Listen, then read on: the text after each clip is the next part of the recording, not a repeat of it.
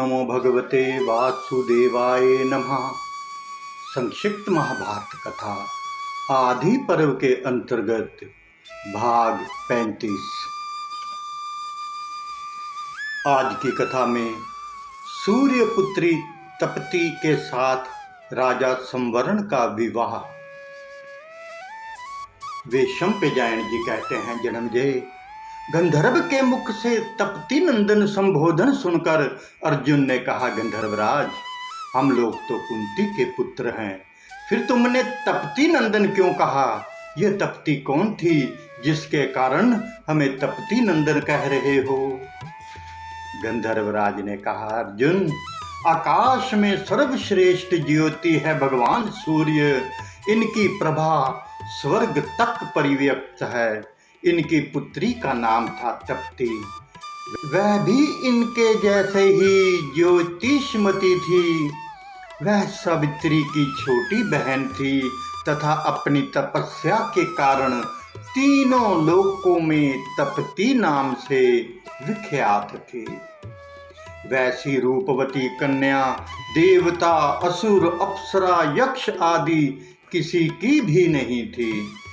उन दिनों उसके समान योग्य कोई भी पुरुष नहीं था। जिसके साथ भगवान सूर्य उसका विवाह करें, इसके लिए वह सर्वदा चिंतित रहा करते थे। उन्हीं दिनों पूर्व वंश में राजा शरक्ष के पुत्र संवरण बड़े ही बलवान एवं भगवान सूर्य के सच्चे भक्त थे। वह प्रतिदिन सूर्योदय के समय अर्घ्यपाद्य, पुष्प, उपहार, सुगंध आदि से पवित्रता के साथ उनकी पूजा करते, नियम, उपवास, तपस्या से उन्हें संतुष्ट करते और अहंकार के बिना भक्ति भाव से उनकी पूजा करते। सूर्य के मन में धीरे धीरे ये बात आने लगी कि यह मेरी पुत्री के योग्य पति होंगे। बात थी भी ऐसी ही जैसे आकाश में सबके पूज्य और प्रकाशमान सूर्य हैं, वैसे ही पृथ्वी में संवरण थे। एक दिन की बात है, संवरण घोड़े पर चढ़कर पर्वत की तराइयों और जंगलों में शिकार खेल रहे थे। भूख प्यास से व्याकुल होकर उनका श्रेष्ठ घोड़ा मर गया। वे पैदल ही चलने लगे। उस समय उनकी दृष्टि एक सुंदर कन्या पर पड़ी। एकांत में अकेली कन्या को देखकर वह एकटक उसकी ओर निहारने लगे। उन्हें ऐसा जान पड़ा मानो सूर्य की प्रभा ही पृथ्वी पर उतर आई हो। वे सोचने लगे कि ऐसा सुंदर रूप तो मैंने जीवन में कभी नहीं देखा। राजा की आंखें और मन उसी में गड़ गए। वे सब कुछ भूल गए, हिल डुल तक नहीं सके।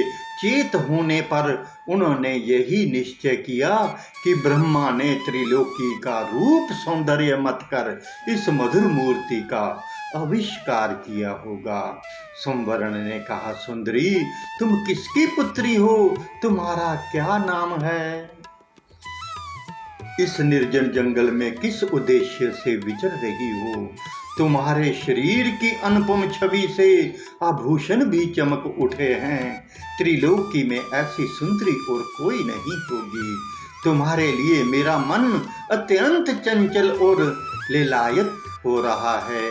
राजा की बात सुनकर वह कुछ न बोली।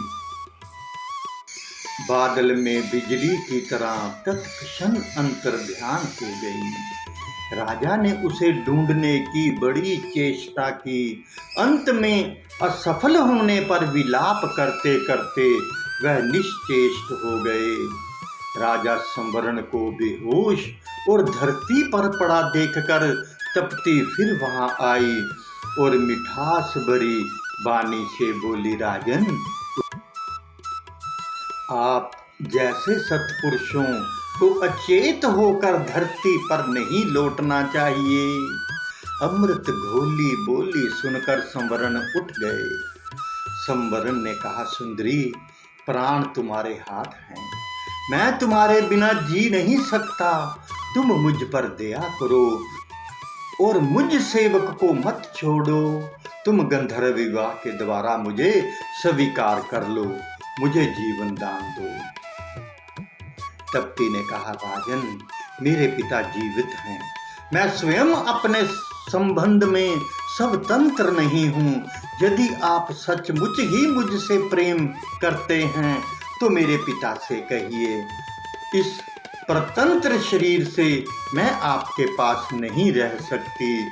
आप जैसे कुलीन, भक्तवत्सल और विश्व विभूति राजा को पति रूप से स्वीकार करने में मेरी ओर से कोई आपत्ति नहीं है। आप निर्मता, नियम और तपस्या के द्वारा मेरे पिता को प्रसन्न करके मुझे मान लीजिए। मैं भगवान सूर्य की कन्या और विश्व विद्या सावित्री की छोटी बहन हूँ। यह कहकर तप्ती आकाश मार्ग से चली गई। राजा संवरण वहीं मूर्छित हो गए। उस समय राजा संवरण को ढूंढते ढूंढते उनके मंत्रियों ने आई और सेवक आ पहुंचे। उन्होंने राजा को जगाया और अनेक उपायों से चेत में लाने की चेष्टा की। होश में आने पर उन्होंने सबको लौटा दिया, केवल एक मंत्री को अपने पास रख लिया। अब वह पवित्रता से हाथ जोड़कर ऊपर की ओर मुंह करके भगवान सूर्य की आराधना करने लगे। उन्होंने मन ही मन अपने पुरोहित महर्षि वशिष्ठ का ध्यान किया। ठीक 12वें दिन वशिष्ठ महर्षि आए।